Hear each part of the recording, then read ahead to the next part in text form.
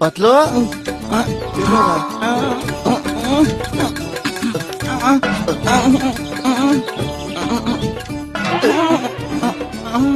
ಲೇ, ಇವತ್ತು 1ನೇ ತಾರೀಕು ಕಣ. ಮನೆ ಓನರು ಬಾಡಿಗೆಗೆ ಅಂತ ಬರ್ತಾನೆ. ಏನೋ ಮಾಡೋದೀಗ? 6 ತಿಂಗಳಿಂದ ಬಾಡಿಗೆನೆ ಕೊಟ್ಟಿಲ್ಲ ಗೊತ್ತಾ? ಪತ್ಲು ನೀನ್ ಯಾಕ ಇಷ್ಟೊಂದು ಹೆದರ್ಕೋತೀಯ? ನಾನಿದ್ದೀನಲ್ಲ, ನೀನ್ ಧೈರ್ಯವಾಗಿರು. ಏಯ್!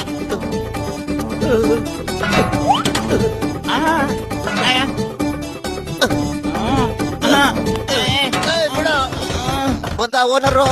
ಅಯ್ಯೋ, ಈಗ ಯಾರ ಮಾತಾಡ್ತಾ ಇದಾರ ಕಣೋ.